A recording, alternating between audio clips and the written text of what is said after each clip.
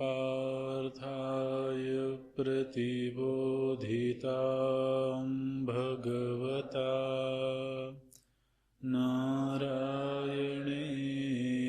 स्वयं व्यासेन ग्रथितां पुराणमुनिना मध्ये महाभारतम् अद्वैतामृतवर्षिणीं भगवतीम् अष्टादशाध्यायिनीम्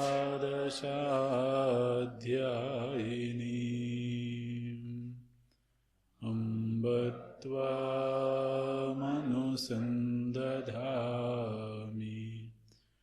भगवद्गीते भवद्वेषिणी।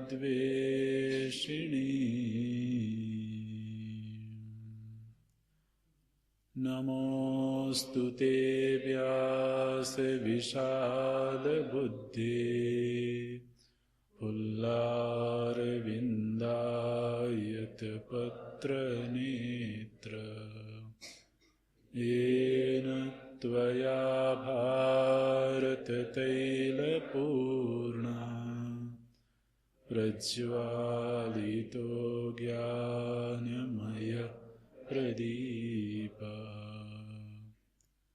प्रपन्नपारिजाताय स्तोत्रवेत्रैकपाणये ज्ञानमुद्राय कृष्णाय गीतामृतदुहे नमः। सर्वोपनिषदो गावो दोग्धा गोपालनन्दना पार्थो वत्सः सुधीर्भोक्ता दुग्धं गीतामृतं महत् वसुदेवसुतं देवं कंसचाणूरमर्दनं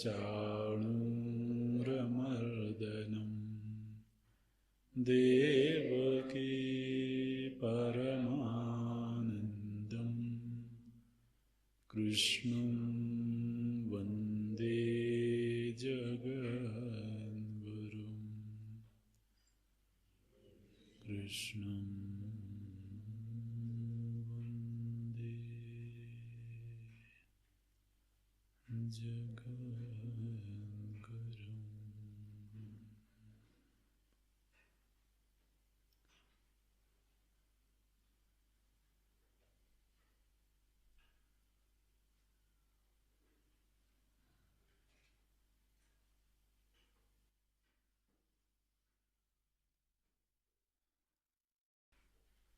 कामक्रोधवियुक्तानां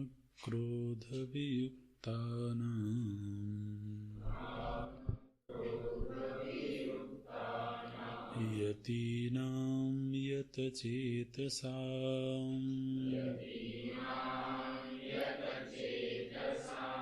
अभितो ब्रह्मनिर्वाणम् वर्तते विदितात्मनाम्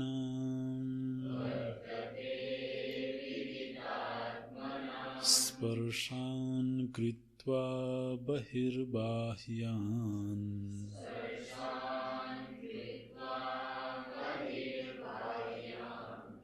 चक्षुश्चैवान्तरे भ्रुवोः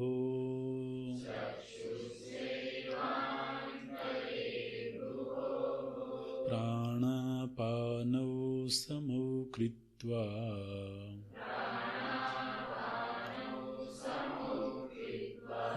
नासाभ्यन्तरचारिणौ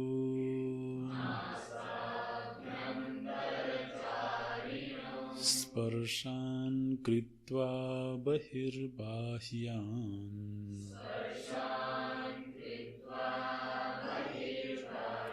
चक्षुश्चैवान्तरे भ्रुवोः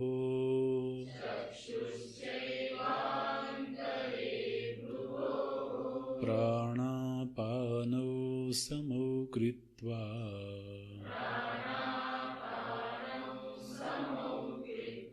नासाभ्यन्तरचारिणौ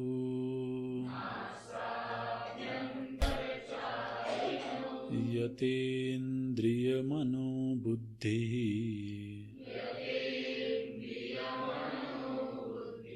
मुनिर्मोक्षपरायणः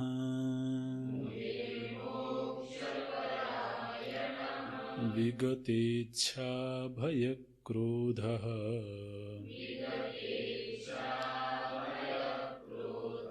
यः सदा मुक्त एव सः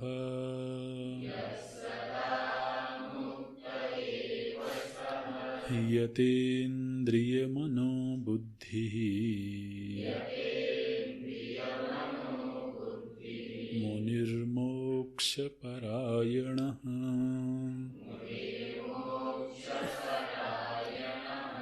विगतेच्छाभयक्रोधः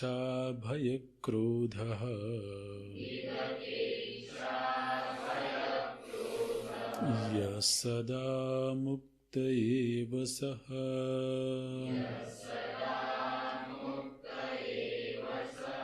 भोक्तारं यज्ञतपसाम् सर्वलोकमहेश्वरम् सुहृदं सर्वभूतानां ज्ञात्वा मां शान्तिमृच्छति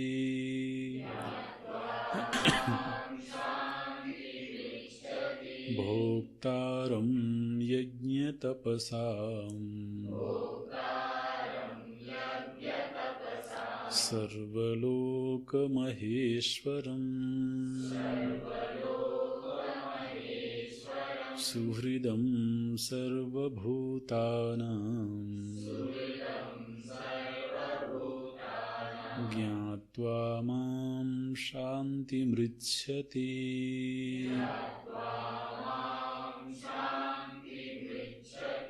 ज्ञात्वा मां शान्तिमृच्छति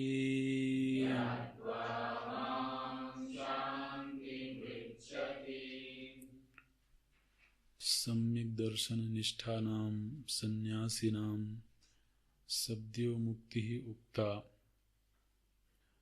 कर्मयोगश्च ईश्वरार्पितभाव सर्वभावेन ईश्वरे ब्रह्मणि आधाय क्रियमाणः सत्त्वशुद्धि ज्ञानप्राप्ति सर्वकर्मसन्न्यासक्रमेण मोक्षाय इति भगवान् पदे पदे अब्रवीत् वक्ष्यति च।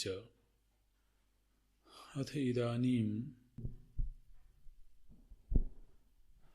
इदानीं ध्यानयोगं सम्यक् दर्शनस्य अन्तरङ्गं विस्तरेण वक्ष्यामि इति। तस्य सूत्रस्थानीयान् श्लोकान् उपदिशति स्म। स्पर्शान् शब्दादीन् कृत्वा बहिः बाह्यान् श्रोत्रादिद्वारेण अन्तर्बुद्धौ प्रवेशिताः शब्दादयः विषयाः तान् अचिन्तयतः बाह्या बहिः एव कृता भवन्ति। तान एवं बहिः कृत्वा चक्षुश्च एव अंतरे भ्रुवोः कृत्वा इति अनुसज्यते। तथा प्राणापानौ नासाभ्यन्तरचारिणौ समौ कृत्वा यतेन्द्रियमनोबुद्धिः यतानि संयतानि इन्द्रियाणि मनोबुद्धिश्च यस्य सः यतेन्द्रियमनोबुद्धिः मननात् मुनिः सन्न्यासी मोक्षपरायणः। एवं देहसंस्थानो मोक्षपरायणः मोक्ष एव परम अयनं परा गतिः यस्य सः अयं मोक्षपरायणः मुनिः भवेत्।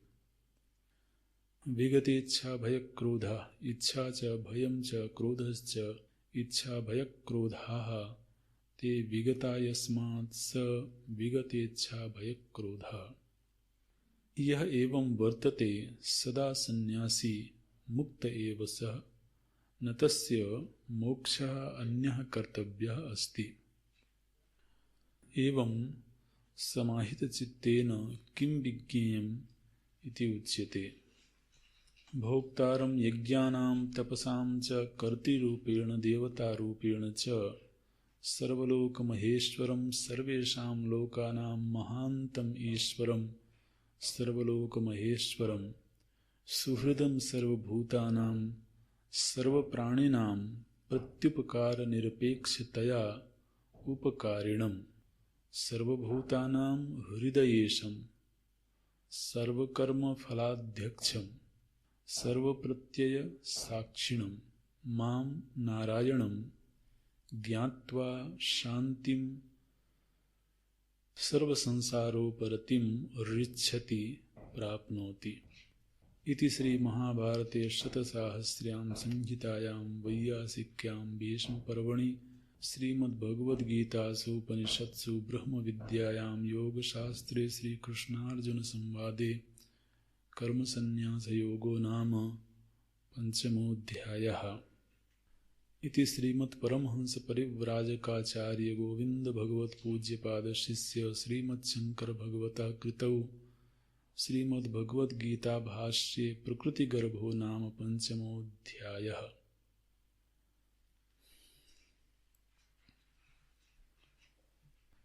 ऋषयः ब्रह्मनिर्वाणं लभन्ते। जो सम्यक दर्शी हैं वो ब्रह्म निर्वाण को प्राप्त करते हैं। ब्रह्म निर्वाण की प्राप्ति में ऋषित्व तो मुख्य साधन है। क्षीण कलमश छिन्नद्वैधा यतात्मानः सर्वभूतहिते रताः, ये परंपरा साधन है। वो जिसमें ऋषित्व की सिद्धि हो गई वही ब्रह्म निर्वाण प्राप्त कर सकते हैं। ये प्रभु जी ने बताया। इन्हीं शब्दों को इन्हीं अर्थों से युक्त दूसरे शब्दों में अगला श्लोक बोलते हैं। जिस तरह से यहाँ पर भगवान बोलते हैं ऋषयः ब्रह्म निर्वाणं लभन्ते, ठीक ऐसे ही अगले श्लोक में है विदितात्मनां ब्रह्म निर्वाणं वर्तते। विदितात्मनां आत्मा विदितः ज्ञातः येषां ते विदितात्मानः। आत्मा जिनके लिए ज्ञात है, जिनको आत्म वस्तु का ज्ञान हो गया, ऐसे विदितात्मनां ब्रह्म निर्वाणं वर्तते। तो उन्हीं को ब्रह्म निर्वाण की प्राप्ति होती है। जिस तरह से पूर्व श्लोक में कहा गया था ऋषयः ब्रह्म निर्वाणं लभते, ऐसे ही यहाँ बोलते हैं विदितात्मनां ब्रह्म निर्वाणं वर्तते। तो आत्मवस्तु जिनको ज्ञात है उनको ब्रह्म निर्वाण की प्राप्ति होती है। लेकिन कभी कभी ऐसी धारणा बनती है लोगों के बुद्धि में कि निर्वाण तो तभी होगा जब मृत्यु हो जाए, माने जब शरीर पूरा हो जाए तभी निर्वाण की स्थिति कही जाएगी। इस विचार को भगवान मना करते हैं। जब ब्रह्म ज्ञान हो गया उसी समय ब्रह्म निर्वाण हो गया। माने ब्रह्म निर्वाण या निर्वाण मृत्यु के बाद होगा, ये धारणा ठीक नहीं है। तो इस विचार का निषेध करने के लिए भगवान बोलते हैं अभितः। अभितः शब्द का अर्थ तो होता है वैसे चारों ओर, अभितः आगच्छन्ति, चारों ओर से आ रहे हैं ऐसे। लेकिन यहाँ पर अभितः शब्द का अर्थ है, भगवान भाष्यकार बोलते हैं उभयतः जीवताम मृतानाम च, जीवन रहते हुए और जीवन के समाप्त हो जाने पर, दोनों ही स्थितियों में उनको ब्रह्म निर्वाण प्राप्त है। तो निर्वाण को मृत्यु से जोड़ के देखने की आवश्यकता नहीं है। जिनको आत्मबोध हो गया उनको ब्रह्म निर्वाण की प्राप्ति हो गई। माने आप विचार करें कि जो घटाकाश है उस घटाकाश को भ्रम से परिच्छिन्नता का आभास हो रहा है। तो अब जिस दिन ये परिच्छिन्नता का भ्रम मिट जाएगा उसी दिन वह महाकाश है ऐसा उसको बोध हो जाएगा। तो महाकाश मैं हूँ, इस बोध के लिए घट का टूटना जरूरी नहीं है। वो महाकाश पहले भी है, जिस समय घटाकाश के रूप में वो उपलब्ध हो रहा है या वो अपने आप को घटाकाश के रूप में माने, वस्तुतः उस समय भी वो महाकाश ही है। ऐसा नहीं है कि घट के टूटने पर वो महाकाश बनेगा, वहाँ कोई बनने जैसी बात नहीं है। तो वो केवल एक भ्रम है, जिस भ्रम के निवृत्त होते ही मैं महाकाश हूँ सदा से। यहाँ तक कि जिस समय पर अपने परिच्छिन्नता की अनुभूति हो रही थी उस समय भी मैं महाकाश ही हूँ।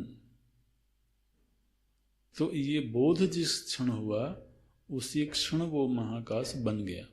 अब उसके लिए फिर घट रहे या ना रहे, घट का होना या नहीं होना महाकाश के होने में बाधक नहीं बनेगा। ठीक इसी तरह से अंतःकरण से परिच्छिन्न हुआ जो चेतन है, वो चेतन अभी भी ब्रह्म ही है। लेकिन अंतःकरण की परिच्छिन्नता का आरोप हो जाने से तो उसमें मैं सीमित हूँ ऐसी अनुभूति हो रही है। तो इस सीमितता की अनुभूति वास्तव में अंतःकरण की वजह से नहीं है, ये सीमितता की अनुभूति अज्ञान की वजह से है। कोई चीज जब किसी वजह से होती है तो उस वजह के निवृत्त होने पर उसका निवारण हो जाएगा। अगर तो सीमितता की अनुभूति अंतःकरण की वजह से होवे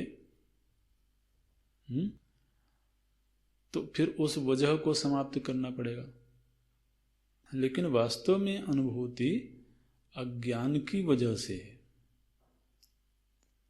इसलिए अज्ञान के निवृत्त होने पर मैं ही महाचेतना हूँ, माने मैं ही चैतन्य मात्र हूँ, ये सिद्धि हो गई।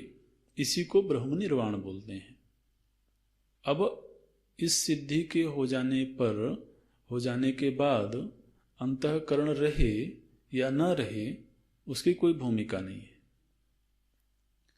इसलिए एक ये मान्यता भी टूट जानी चाहिए कि निर्वाण तो मृत्यु होने पर ही होगा, ये वक्तव्य सही नहीं है।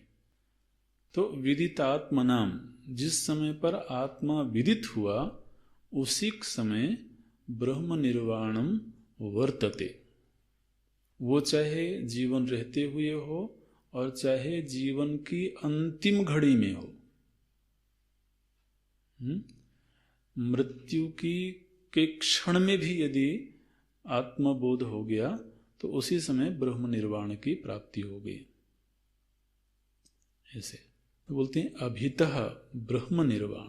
ये बहुत सुंदर व्याख्या की गई। जीवताम मृतानाम च। अच्छा, तो ये विदितात्म नाम, ये तो उसका साक्षात साधन है और परंपरा साधन, जैसा कि पूर्व में भी बताते रहे हैं प्रभु जी। इस श्लोक में भी बोलते हैं काम क्रोध वियुक्ता नाम यतीनाम यत चेतसाम। तो जो काम और क्रोध से वियुक्त है, वियुक्त है माने युक्त नहीं है, ठीक है ना। वो युक्त किससे है? परमात्मा से। एक व्यक्ति एक ही समय दो जगहों से युक्त तो नहीं हो सकता है। जब तक वह काम और क्रोध से युक्त है तब तक ईश्वर से भी युक्त है, और ईश्वर से युक्त होगा तो काम क्रोध से भी युक्त होना पड़ेगा। हमने एक ही समय दोनों से युक्त रहे, ये बात तो बनेगी नहीं। उधो मन न भय 10-20, एक हुतो सुगयो श्याम संग, को अवराध है ईस। तो एक ही मन था, वो तो महाराज श्याम के संग चला गया। अब काम और क्रोध के लिए मन रहा ही नहीं तो कैसे करे? समस्या तो ये है ना। अगर वो काम या क्रोध करना भी चाहे तो उसके लिए मन चाहिए, और मन तो गयो श्याम संग, और वहाँ काम क्रोध है नहीं जहाँ वो गया है। इसलिए अब उसकी क्या स्थिति बनेगी? काम क्रोध वियुक्ताना ये है। तो बोलते हैं कामक क्रोध वियुक्ता नाम, दूसरे यति नाम। तो आज ऐसे विचार करते समय ये भाव आ रहा था कि प्रभु जी प्रायः हर चर्चा में, हर प्रकरण में ये काम क्रोध को एक बड़े विरोधी के रूप में बताते हैं। तो तीसरे अध्याय से ही इसका सूत्रपात हो गया था, यहाँ तक कि दूसरे अध्याय में भी संकेत किया गया। तो ऐसा लगता है कि ये बीच की बाउंड्री है। एक तरफ जीव बैठा हुआ है, दूसरी तरफ प्रभु बैठे हुए हैं, और ये जो काम क्रोध हैं, ये बीच में इन्होंने सीमा रेखा बना रखी है। जब तक इसको पार न किया जाए तब तक प्रभु जी की प्राप्ति नहीं है। तो प्रभु जी बार बार इसकी चर्चा क्यों कर रहे हैं? वो इसलिए कर रहे हैं क्योंकि इनके होने से उनको परेशानी हो रही है। वो चाह रहे हैं कि ये मुझसे मिले। आप जरा भगवान की मनोदशा का विचार करें। वो बार बार वो चर्चा क्यों कर रहे हैं? तो उनको परेशानी हो रही है कि मैं इसको इतना उपदेश कर रहा हूँ, फिर भी ये मुझसे नहीं मिल पा रहा है। तो वो अपनी परेशानी का निवारण करने के लिए बोलते हैं भैया इस बाउंड्री को तोड़ो। तो जो काम और क्रोध की बाउंड्री है, ये मुझसे मिलने में तुम्हारे सामने अड़चन पैदा कर रही है, तो और ये तुम्हें तोड़ना पड़ेगा। ऐसे तो इसलिए वो बार बार उधर हिट करते हैं, बार बार साधक को बताते हैं कि देखो ये व्यवधान है, ये व्यवधान है, इससे बाहर निकलो।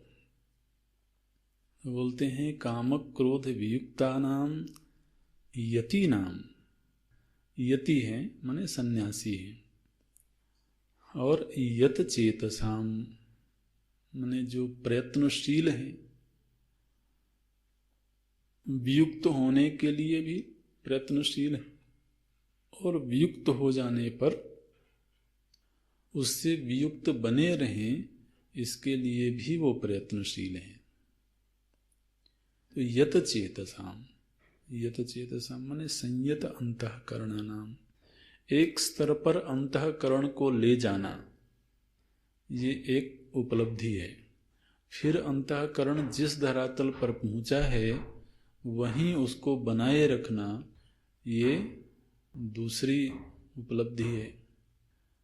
कई बार हम अनुभव करते हैं कि अंतःकरण में बहुत सत्व गुण बढ़ा और विवेक आदि पैदा हुआ तो एक स्तर पर पहुंचा, लेकिन महाराज ये आसुरी वृत्तियां ऐसी हैं जो बर्दाश्त नहीं कर पाती हैं कि ये चित्त वहां रहे, तो जल्दी ही उसके पैर खींचने की कोशिश करती हैं और वो आसुरी स्वभाव से आक्रांत हो जाता है। तो इसलिए उसको सतत यत्न करते रहने की आवश्यकता होती है। यत चेतसाम, सन्यासी हो गया है, लेकिन सन्यासी हो जाने मात्र से यत चेतस बन जाए ऐसा जरूरी नहीं है। उसको सतत यत्न करते रहने की आवश्यकता है। ये तो उसके उपकारी साधन हुए। 3 साधन प्रभु जी ने बताया, काम क्रोध वियुक्तानाम यतीनाम यत चेतसाम, और फिर साक्षात साधन है विदितात्मनाम अभितः ब्रह्म निर्वाणम वर्तते। उसको जीवन रहते हुए ही और जीवन के बाद तो ब्रह्म निर्वाण की सिद्धि हो जाती है। अच्छा जी, तो यहाँ 26वें श्लोक में मानो कि ये 5वां अध्याय पूरा हो जाता है। 5वां अध्याय का जो मुख्य विषय है वो यहाँ 26वें अध्याय में 26वें श्लोक में पूरा हो गया। अब जो आगे के 3 श्लोक हैं ये 6वें अध्याय की पृष्ठभूमि है। अगला जो 6ठा अध्याय आएगा उस 6वें अध्याय में जो विषय लिया जाएगा ये एक तरह से प्रभु जी स्वयं तो अगले अध्याय में बताए जाने वाले विषय का सूत्रपात कर रहे हैं। एक तरह से सूचना दे रहे हैं कि हम अगले अध्याय में क्या बताएंगे, क्या बताया जाएगा अगले अध्याय में। तो भगवान भाष्यकार थोड़ा यहाँ पर संगति लगाते हैं। बोले अभी तक प्रभु जी ने 2 बातें बताई। एक तो सांख्य बुद्धि का वर्णन हुआ, दूसरे योग बुद्धि का वर्णन हुआ। देखिए बोलते हैं, सम्यक दर्शन निष्ठानाम सन्यासिनाम सद्यो मुक्ति उक्ता।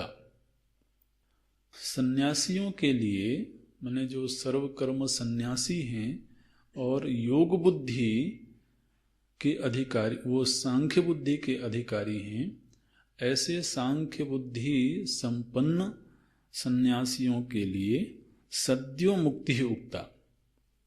उनके लिए प्रभु जी ने सद्यो मुक्ति का मतलब है कैवल्य मुक्ति, तत्क्षण कैवल्य मुक्ति की प्राप्ति हो जाएगी।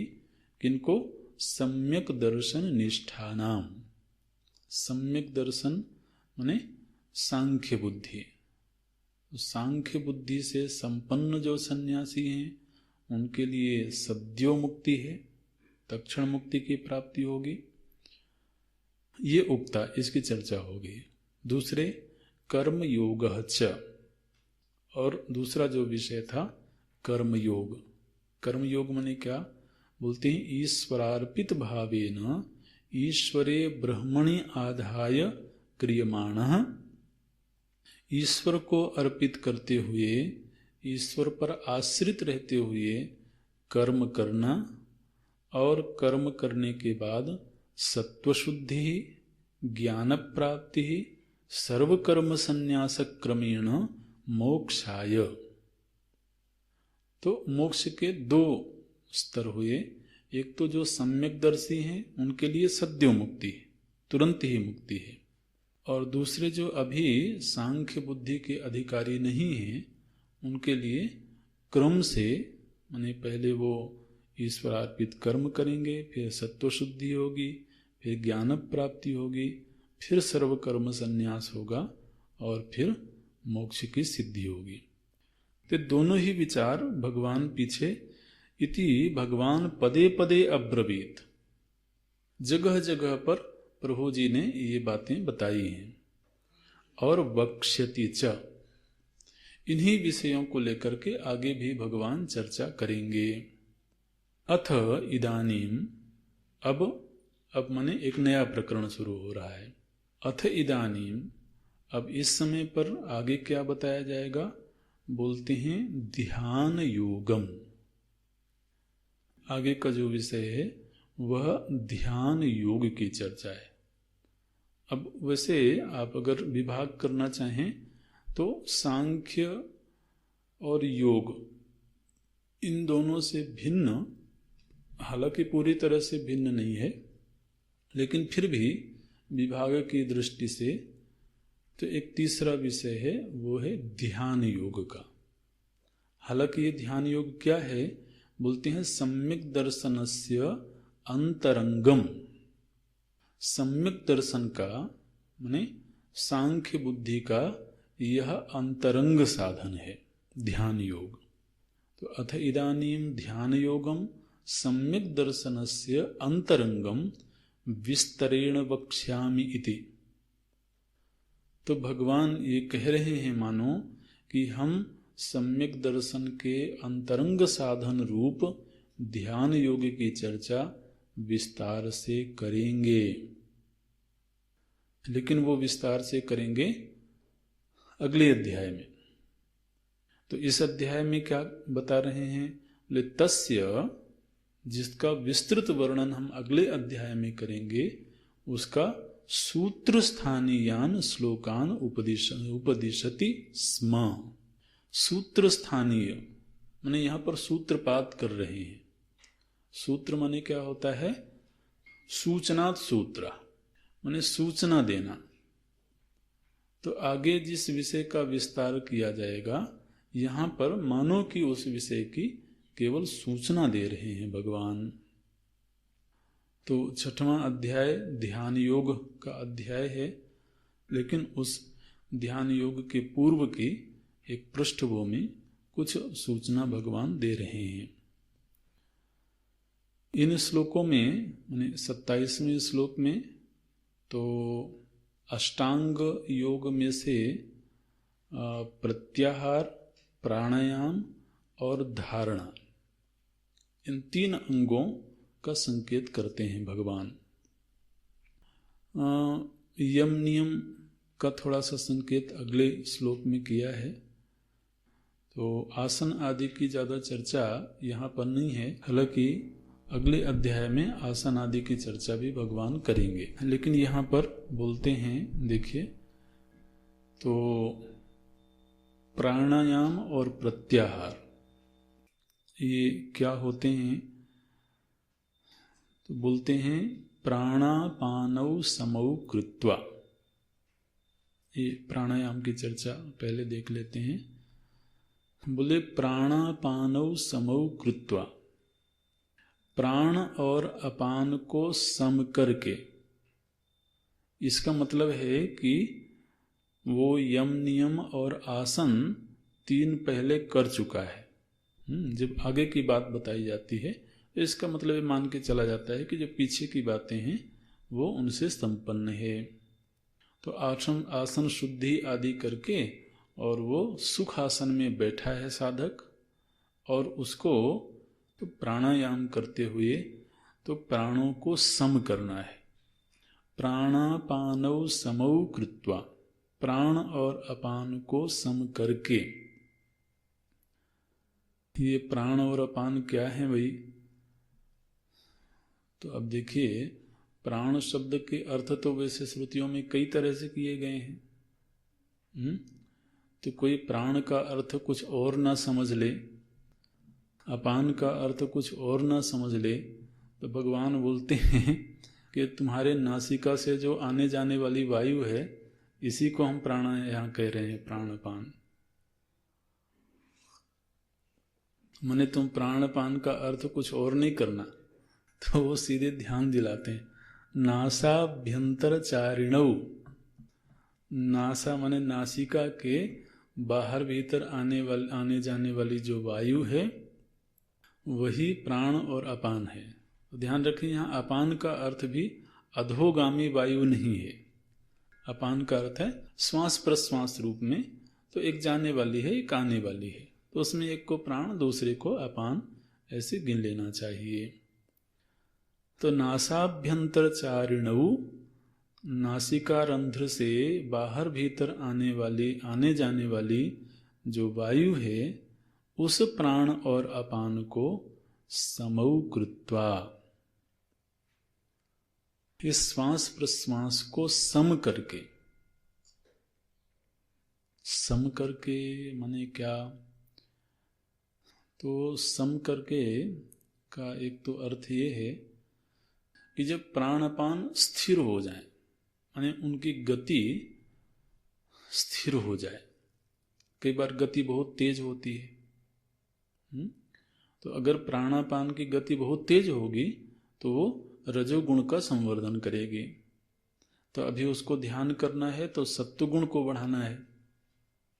तो इसलिए प्राण अपान धीरे धीरे करके आदमी अगर थोड़ी देर तक बैठा हो शांत चित्त से और वह प्राणों पर ध्यान दे, तो धीरे धीरे करके प्राण शांत होने लगते हैं, माने उनकी गति जो है वो स्थिर होने लगती है। तो गति स्थिर हो जाए उसके लिए नासिका दबाना जरूरी नहीं है। वो तो ये नाक मुंह दबाना महाराज, ये तो बच्चों की क्रियाएं हैं, शुरू में ये सब अभ्यास करवाए जाते हैं। जिसको थोड़ा सा साधन भजन का अभ्यास हो गया हो, उसको जरूरत थोड़ी है कि वो हमेशा नाक दबाता रहे। तो लेकिन अब कोई कहे कि हमें बिल्कुल भी अभ्यास नहीं, तो चलो भाई बच्चों से शुरू करो ऐसे। लेकिन वो बैठा है शांत चित्त, तो धीरे धीरे करके प्राण स्थिर हो जाएंगे। सम का एक जो दूसरा अर्थ होता है योग की दृष्टि से, वो होता है जब दोनों नासिका रंध्र से प्राणों का प्रवाह होने लगे। प्रायः सामान्य रूप से दोनों नासिका रंध्रों से प्राणों का प्रवाह नहीं होता है। अभी आप इस समय पर ध्यान देंगे तो कोई एक ही रंध्र से प्राणवायु चल रही होगी। ध्यान दे के देखो। तो एक को सूर्य नाड़ी बोलते हैं, दूसरे को चंद्र नाड़ी बोलते हैं। तो प्रायः सामान्य रूप से एक नाड़ी से ही श्वास प्रश्वास चल रही होती है, कभी चंद्र नाड़ी से, कभी सूर्य नाड़ी से। सूर्य नाड़ी माने दाई नासिका से जब प्राणवायु का प्रवाह हो तो वो सूर्य नाड़ी है, और बाई नासिका से जब हो तो वो चंद्र नाड़ी है। तो प्राणों का सम हो जाना, सम हो जाना का मतलब वो जब दोनों ही नाड़ियों से प्राणवायु बहने लगे, ये हो जाता है। ये एक तो होता है प्राकृतिक रूप से, ने जब कोई व्यक्ति बहुत सात्विक जीवन जी रहा हो, उसका आहार विहार आदि सात्विक हो, बहुत ज़्यादा काम क्रोध आदि का जीवन न होवे, सत्वगुण प्रधान जीवन होवे, तो ये समता उसको प्राकृतिक रूप से भी प्राप्त हो जाती है बिना अभ्यास किए भी। लेकिन अगर बहुत क्रोध का जीवन हो, काम का जीवन हो, तो फिर ये समता नहीं प्राप्त होती है। तो बोलते हैं कि प्राणायाम करते हुए जब प्राण सम हो जाए, माने दोनों ही नासिका रंध्रों से उनकी गति समान रूप से चलने लगे, तो उससे क्या होता है कि सत्वगुण के बढ़ाने में, चित्त को स्थिर करने में बहुत सहयोग मिलता है। और जिसकी तो ये प्राण गति सम होती है, उसका शरीर भी स्वस्थ होता है। ऐसे देह के जो दोष हैं उन दोषों का भी निवारण होता है। तो इसलिए पहला तो है प्राणापानौ समौ कृत्वा नासाभ्यंतर चारिणौ। अच्छा, फिर दूसरा कार्य है स्पर्शान कृत्वा बहिः बाह्यान, बाह्यान स्पर्शान बहिः कृत्वा। देखिए ये सब त्वा प्रत्यय इनमें लगा हुआ है, माने ऐसा करके ध्यान की साधना से पहले ये क्रियाएं पूरी हो जानी चाहिए। तो पहले बोलते हैं समौ कृत्वा, फिर बोलते हैं बाह्यान स्पर्शान बहिः कृत्वा। जो बाहर के स्पर्श आदि हैं, स्पर्शान का अर्थ है विषयान, शब्द आदि विषयान। ये जो शब्द आदि विषय हैं ये वास्तव में हैं तो बाहर की चीजें। इनको हम भीतर ले गए हैं, ये भीतर रहने वाली चीज नहीं है। हम महाराज चित्त की ऐसी स्थिति है कि वास्तव में चित्त में कोई विषय है ही नहीं। चित्त में जो भी विषय है वो सब बाहर से गया हुआ है। आप विचार करके देखें, चित्त में चाहे वो संस्कारों के रूप में हो चाहे वो तात्कालिक विचार के रूप में हो, सारे के सारे विचारणीय विषय तो बाहर से ही गए हुए हैं। हम किसी व्यक्ति को याद करते हैं, उसके विषय में सोचते हैं, मन ही मन उससे राग करते हैं या उससे द्वेष करते हैं, लेकिन वो व्यक्ति है कहाँ? वो व्यक्ति बाहर है और पहले भी बाहर ही था। हम उससे मिले, उसके साथ वार्तालाप करी, उसके साथ संग किया, फिर नेत्र आदि के माध्यम से उसको भीतर ले गए। तो अब वो व्यक्ति था बाहर पहले भी, जब नहीं मिले थे तब भी बाहर ही था, मिलने के बाद भी बाहर ही है। केवल उससे प्राप्त अनुभूतियों को हम भीतर ले गए और फिर वही हमारे विचार का विषय बन गया। तो चाहे कोई नाम हो, चाहे कोई रूप हो, कोई स्थान हो, ये सब तो महाराज हमसे बाहर ही है। इनको जबरदस्ती भीतर ले जा करके और फिर उनको अपने विचार का विषय बनाते हैं। भगवान क्या कह रहे हैं? बोले हे साधक, ये जो बाहर की चीजें हैं ना, इनको थोड़ी देर के लिए बाहर ही रहने दो। इसको बोलते हैं प्रत्याहार। प्रत्याहार माने जो जहां है उसको वहीं रहने दो, जबरदस्ती भीतर क्यों ले जा रहे हो? अब बैठे हो कमरे में ध्यान करने के लिए, और ध्यान किसका कर रहे हो? बोले जो कमरे के बाहर कोई होगा उसका। तो कमरे के बाहर तो उसको बाहर ही रहने दो। उसको तुमने दरवाजा भी बंद कर रखा है, आंखें भी बंद कर रखी हैं, तो बोलते हैं बाह्यान स्पर्शान, जो बाहर के स्पर्श आदि हैं, स्पर्शान माने विषयान, स्पृश्यन्ते इति स्पर्शाः। तो जो बाहर की चीजें हैं उनको कम से कम संकल्प करो कि इनको कम ध्यानाभ्यास के दौरान मैं भीतर नहीं ले जाऊंगा, बाहर ही छोड़ दूंगा। तो बाहर की चीजों को बाहर ही छोड़ देना। और छोड़ना क्या? तुमको छोड़ने के लिए कुछ करना पड़ेगा, और तो नहीं छोड़ोगे तब भी बाहर ही है वो। ये केवल संकल्प लेना है कि मुझे बाहर के विषय को ध्यान में नहीं लाना है। ये प्रत्याहार हो गया। तो बाह्यान स्पर्शान बहिः कृत्वा। देखिए भगवान भाष्यकार बोलते हैं श्रोत्रादि द्वारेण। इनको बाह्यान क्यों बोल रहे हैं भगवान? बोले श्रोत्रादि के द्वार से, कान के द्वार से किसी के विषय में सुना, किसी की वाणी सुनी, नेत्र से किसी को देखा, स्पर्श से किसी को स्पर्श किया। तो इस तरीके से श्रोत्रादि के द्वार से अंतर्बुद्धौ प्रवेशिता। बुद्धि तो थी भीतर, और ये सारे विषय थे बाहर। हमने महाराज कर्ण आद्री के द्वारा इनको जबरदस्ती भीतर प्रविष्ट करवाया। बोलते हैं अंतर्बुद्धो प्रवेशिता शब्दादय विषया। तब उनको बाहर करने का उपाय क्या है? बोले वो बाहर तो है ही हैं, बस उनका चिंतन करना छोड़ दो तो बाहर ही रह जाएंगे। ये बोलते हैं तान अचिंतयतः,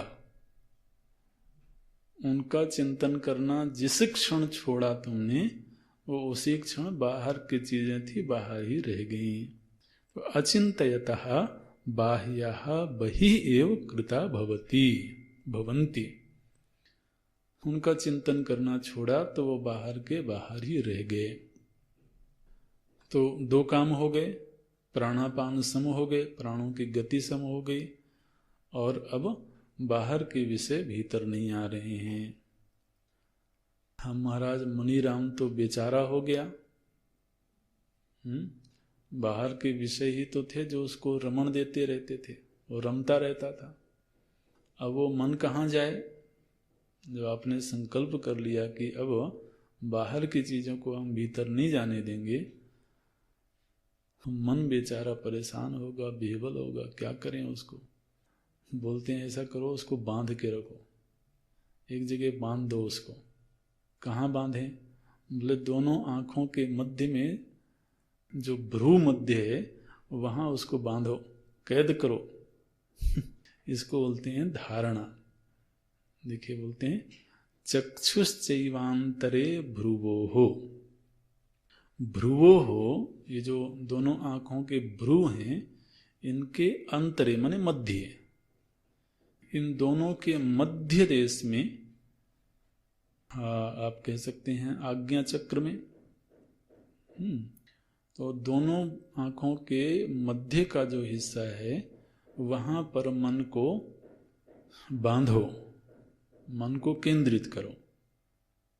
मन को कोई विषय देना है, उसको कहीं एक जगह रोकना है, तो बोलते हैं चक्षुश्चैवांतरे भ्रुवोः, चक्षुः च एव अंतरे भ्रुवोः कृत्वा।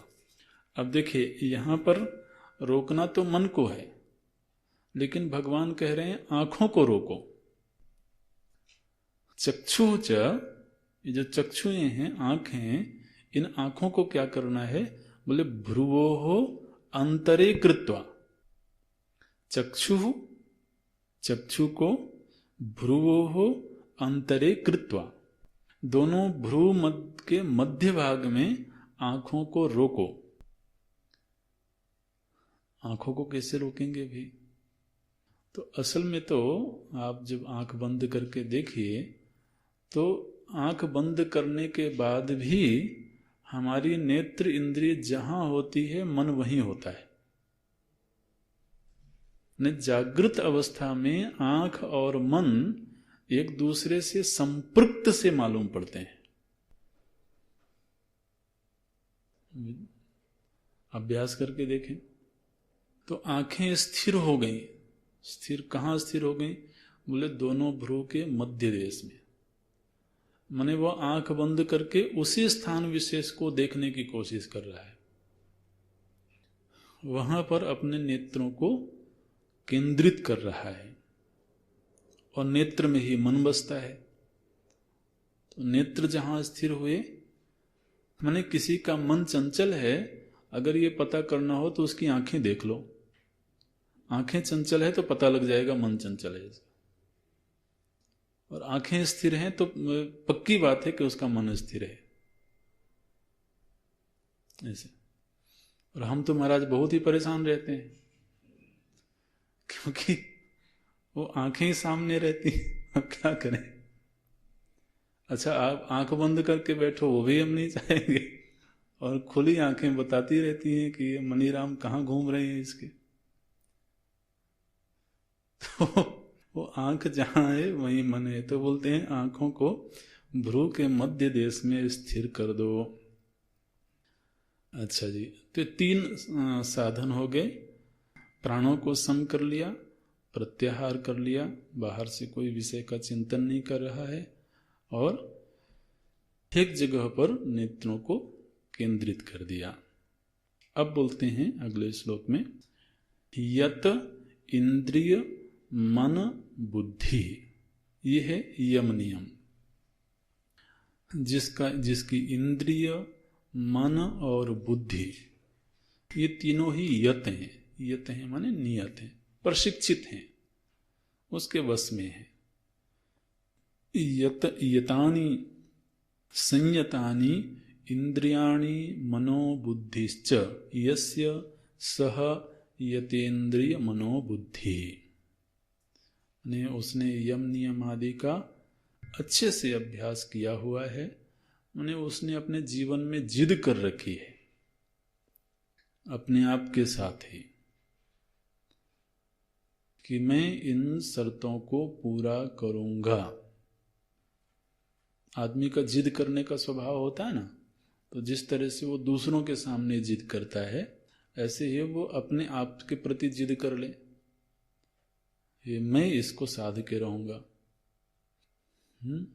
सत्य, अहिंसा, अस्तेय, अपरिग्रह, ब्रह्मचर्य, तप, स्वाध्याय, ईश्वर प्रणिधान, जो भी यम नियम आदि हैं, इनको मैं अपने जीवन में साध लूंगा, ऐसा उसने अपने आप के साथ संकल्पबद्ध है। यत इंद्रिय मनोबुद्धि, फिर बोलते हैं मुनि। तो जो यम नियम से संपन्न हुआ, निश्चित रूप से उसमें मनन की सामर्थ्य विकसित होगी।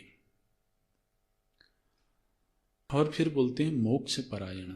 मोक्ष परायण का अर्थ है वर्ण शुद्धि। कोई व्यक्ति बहुत अच्छा प्राणायाम करता हो, किसी का मन एकाग्र हो जाता हो, लेकिन अगर वर्ण में शुद्धि नहीं है, कि पाना क्या चाहता है,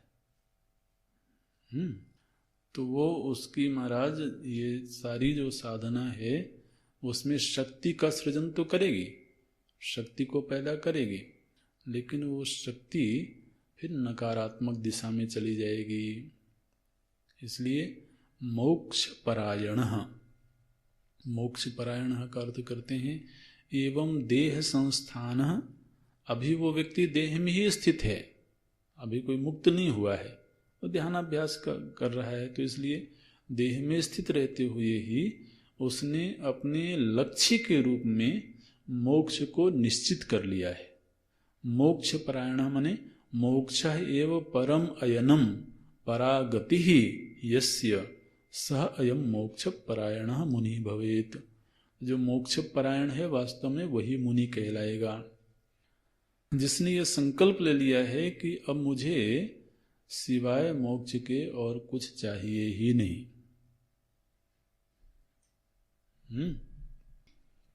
ऐसे, और कभी मिल जाएगा तो ठीक है, ऐसे नहीं अभी चाहिए।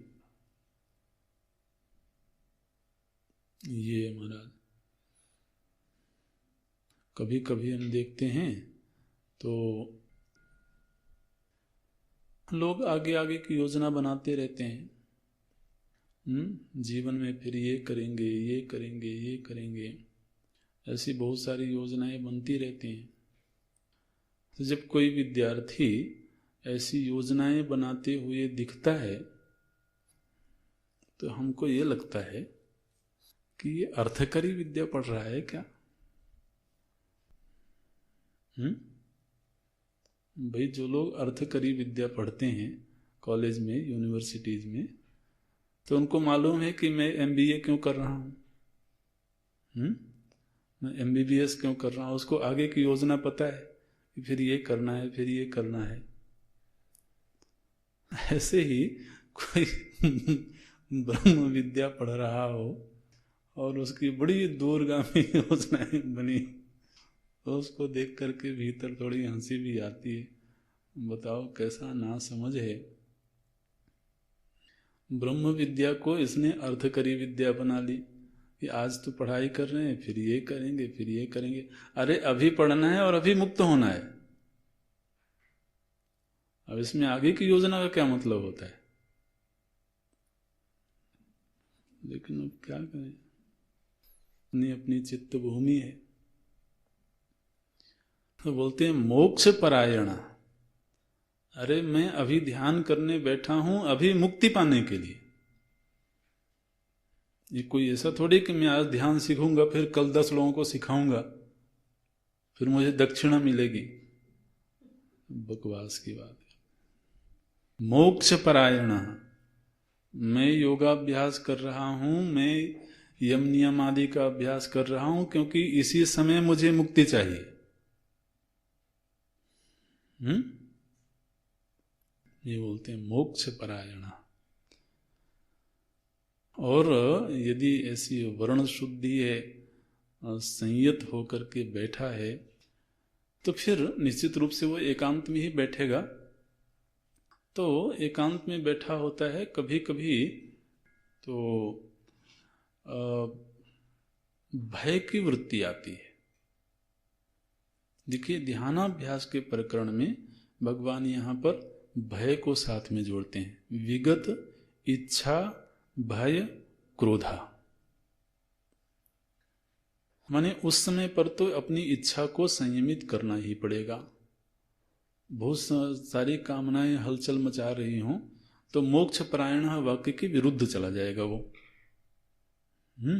इसीलिए हमने जोर दे करके बात करी कि जिसकी बहुत आगे आगे की योजनाएं बन रही हैं, माने इच्छाओं का बाहुल्य है वहां पर, वो ध्यान कैसे करेगा?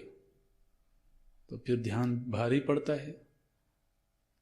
भारी पड़ता है इसलिए नहीं कि ध्यान में कोई परेशानी है, लेकिन ध्यान की जो शर्तें हैं वो तो हम पूरी नहीं कर रहे हैं ना। तो बोलते हैं विगत इच्छा। फिर दूसरी चीज है, एकांतवासी है अगर, तो कभी कभी उसके मन में भय वृत्ति भी आती है। आंखें बंद किया हुआ है, बाहर से कहीं आहट हुई, वो चित्त विचलित हो, पता नहीं कौन आ गया, क्या करेगा? भय की वृत्ति आ गई। वो भय नहीं हो, फिर कभी कभी किसी की याद आ गई और क्रोध पैदा हो गया। तो इन तीनों से उसको रहित होना पड़ेगा। विगत, इच्छा, भय, क्रोधा, यह जो ऐसा करने में समर्थ है, सदा मुक्त एव सह। सह वो जो योगी है उसके लिए फिर मुक्ति पाना आसान हो जाएगा। सदा मुक्त का अर्थ है यहाँ पर कि उसके लिए मुक्ति पाना आसान हो जाएगा। बोलते हैं यह एवं वर्तते वह सदा सन्यासी मुक्त एव सह, माने न तस्य मोक्षः अन्यः कर्तव्यः अस्ति। वह जो सन्यासी है उसके लिए मोक्ष अन्य कर्तव्यों की भांति नहीं है, बल्कि मोक्ष एकमात्र उसके जीवन का कर्तव्य है। ऐसे यह सदा मुक्त एव सह, माने इतनी शर्तें अगर किसी ने पूरी कर ली हो तो फिर महाराज उसके लिए मोक्ष सहज हो जाएगा, आसान हो जाएगा। तो इन 2 श्लोकों में कितनी बात हो गई? प्रत्याहार, धारणा, प्राणायाम, ये 27वें श्लोक में बताया। फिर 28वें श्लोक में यम नियम और वर्ण शुद्धि, ये 2 साधन इस श्लोक में प्रभु जी ने बताए। अच्छा जी, अब जो इन साधनों से संपन्न हो गया, अब उसके सामने सबसे बड़ा जो प्रश्न है वो प्रश्न ये है कि वो ध्यान किसका करे, उसका ध्येय विषय क्या होगा। ध्यान रखना, प्राणायाम जीवन का उद्देश्य नहीं है, प्रत्याहार जीवन का प्रयोजन नहीं है, ये सब अंग के रूप में है, साधन के रूप में है। ये सब ध्यान के उपकारी साधन हैं, लेकिन ध्यान का ध्येय विषय क्या होगा, भगवान बहुत स्पष्ट शब्दों में अगले श्लोक में बोलते हैं। इसलिए ये अगला श्लोक बहुत महत्व का है। जिनको ध्यानाभ्यास करना है और ध्यानाभ्यास में प्रेम है, तो उनके लिए ध्येय विषय क्या होना चाहिए, भगवान 29वें श्लोक में बोलते हैं। देखिए, बोलते हैं, हे अर्जुन, माम ज्ञात्वा शांतिम ऋच्छति, मुझे जान करके। तो यहां पर पहले ही शब्द में यह निश्चय हो गया कि ध्यान का विषय है प्रभु जी। माम ज्ञात्वा, मुझे जान करके। तो ध्येय कौन हुए? बोले माम, मैं ही उसका ध्येय बनूंगा। अच्छा, तो मैं उसका ध्येय कब बनूंगा? जब वो मुझे जानता हो। अरे भी जब हम किसी को जानते ही नहीं तो उसका ध्यान कैसे करेंगे? तो माम ज्ञात्वा, पहले वो मुझको जाने, जब जानेगा तब ध्यान करेगा। अच्छा जी, आप क्या हो, किस तरह से आपको जाने, किस रूप में आपको जाने?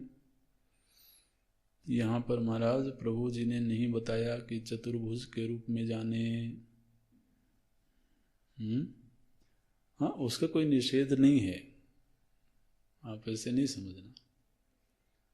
लेकिन प्रभु जी स्वयं अपनी वाणी से जो बताते हैं वो हम समझने की कोशिश करें कि उनको उन्हीं के शब्दों में किस तरीके से जानना है और फिर ध्यान करना है। तो 3 बातें बताते हैं प्रभु जी। माम ज्ञात्वा, मुझे जान करके, लेकिन किस रूप में जान करके? एवं ज्ञात्वा यज्ञ तपसाम भोक्तारम माम ज्ञात्वा। पहला लक्षण बताते हैं, यज्ञ तपसाम भोक्तारम माम ज्ञात्वा। ये तो महाराज पहला ही वाक्य बड़ा गड़बड़ बोल दिए।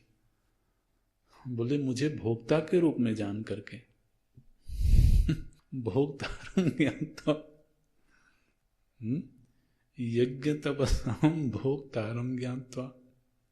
प्रभु जी, भोक्ता तो हम अपने आप को मान रहे थे, आप क्यों बीच में खड़े हो रहे हो? बोले नहीं नहीं, असली भोक्ता तो मैं ही हूं। अच्छा, दूसरा, सर्वलोक महेश्वरम माम ज्ञात्वा, सारी दुनिया के ईश्वर के रूप में, शासक के रूप में मुझे जानकर। और सर्वभूतानां सुहृदम माम ज्ञात्वा, समस्त प्राणियों के सुहृद के रूप में मुझे जान करके शांति मृच्छति।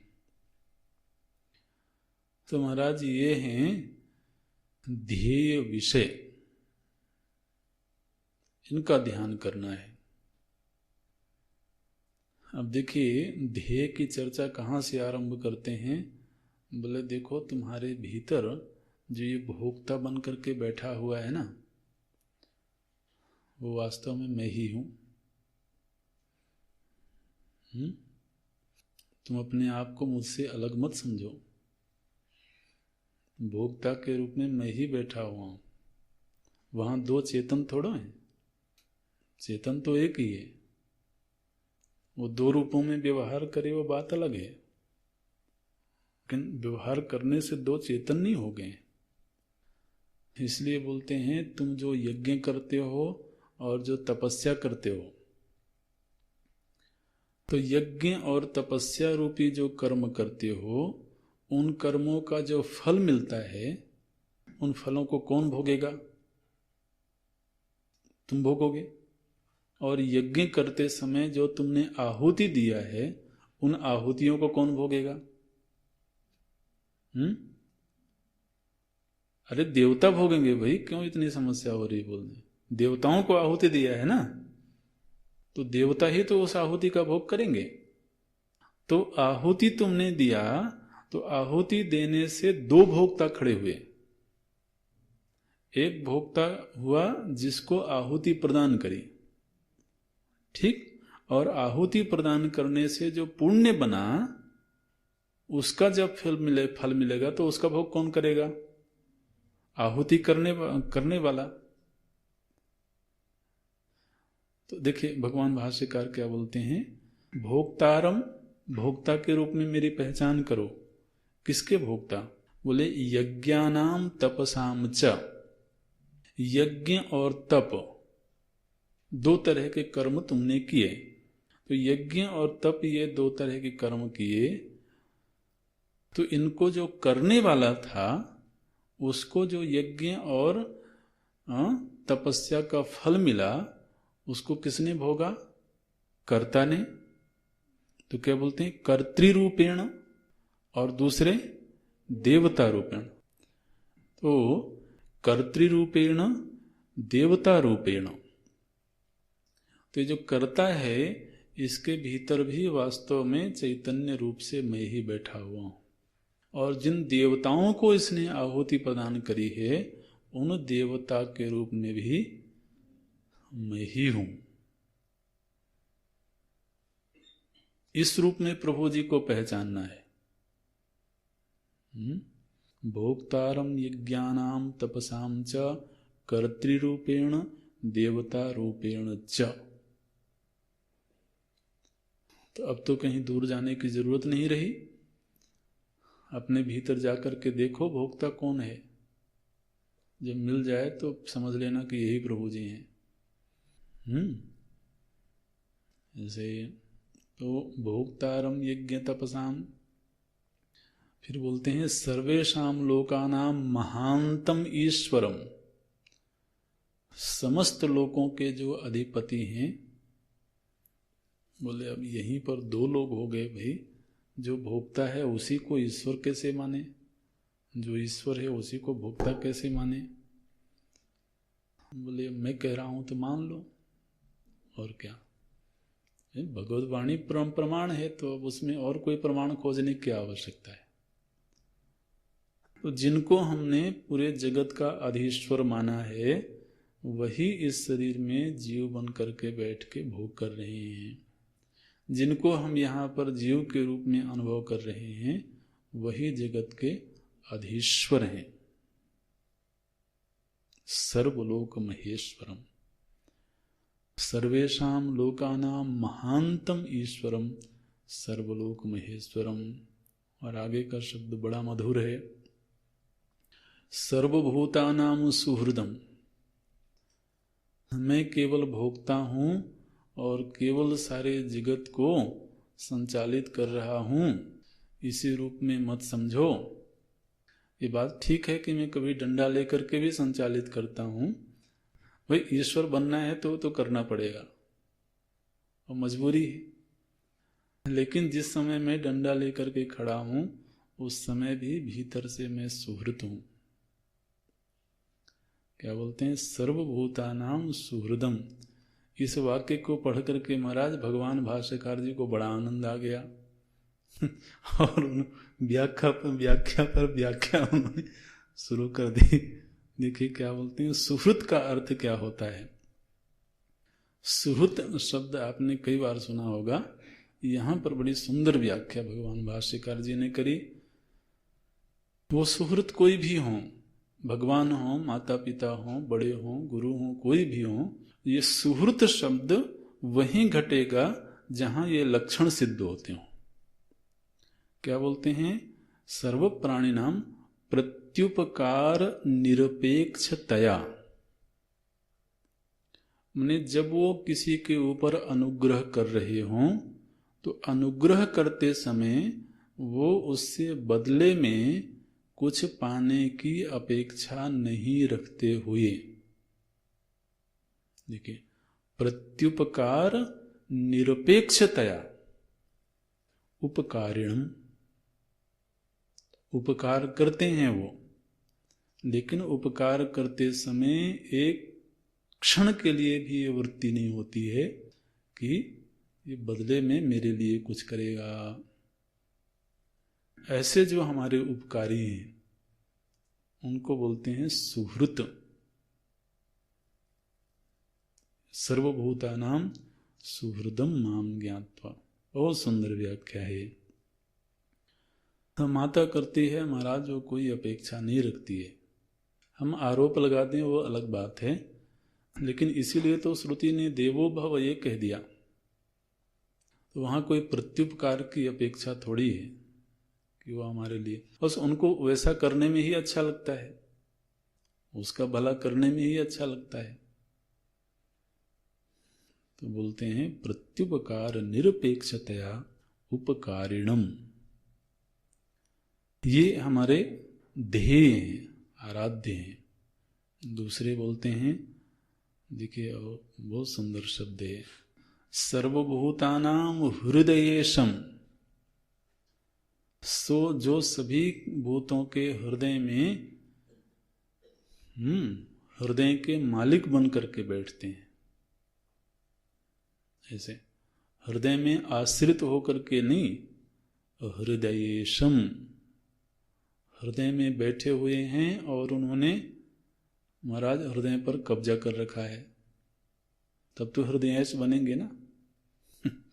ये हृदय मेरा है, तुमने जबरदस्ती अपना अपना बना रखा है और उसमें कचड़ा भरते रहते हो, ऐसे उनको अच्छा नहीं लगता है। बोलते हैं हृदय माने वो इसलिए कह रहे हैं कि जिसका है उसी को दे दो।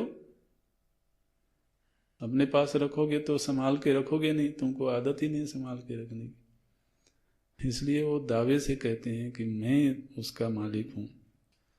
सर्वभूतानां हृदयेशम एवं ज्ञात्वा। फिर सर्वकर्म फलाध्यक्षम, ये तीसरा लक्षण है। ने सर्वभूतानां सुहृदम की व्याख्या भगवान भाष्यकार कर रहे हैं। सर्वकर्म फलाध्यक्षम माने सर्वकर्म अध्यक्षम और सर्वकर्म फलाध्यक्षम। माने ये जो प्रभु हैं ये हमारे समस्त कर्मों के अध्यक्ष हैं। अध्यक्ष माने होता है देखने वाले। अधिस्थित्वा ईक्षति, जो ऊपर बैठ करके देखते हैं उनको बोलते हैं अध्यक्ष। तो ये वो प्रभु हैं जो हमारे समस्त कर्मों के दृष्टा रहे हैं और उन कर्मों से प्राप्त होने वाले जो फल हैं उन फलों को भी वो देखते हैं।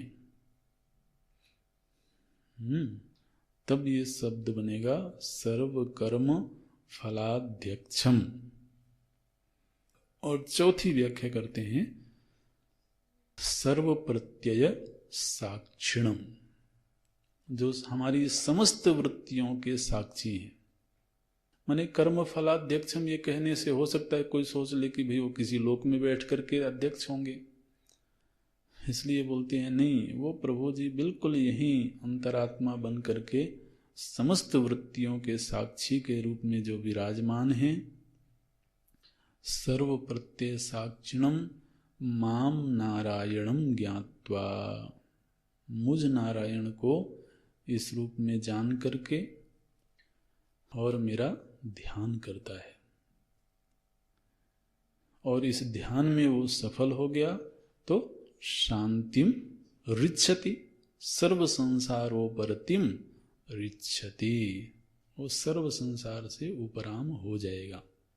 उपरमणम उपरति, अब या तो संसार में रमण करे या नारायण में रमण करे।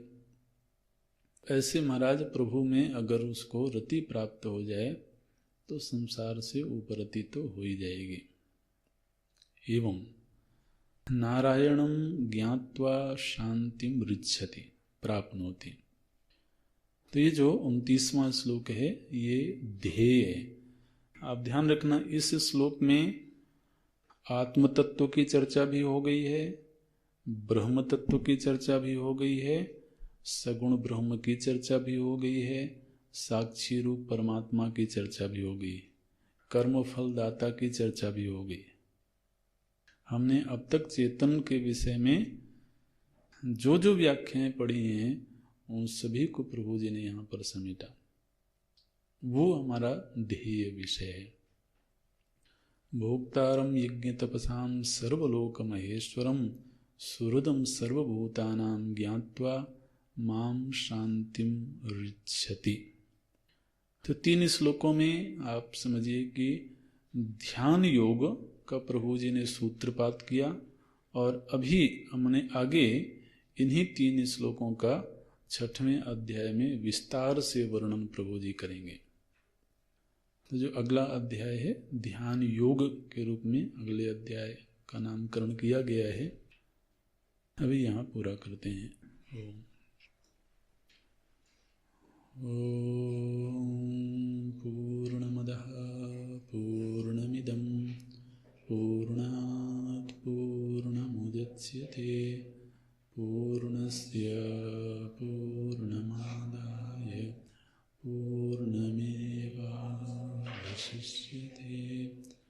ओम शांति शांति शांति। हरि ओम। श्री गुरुभ्यो नमः। हरि ओम।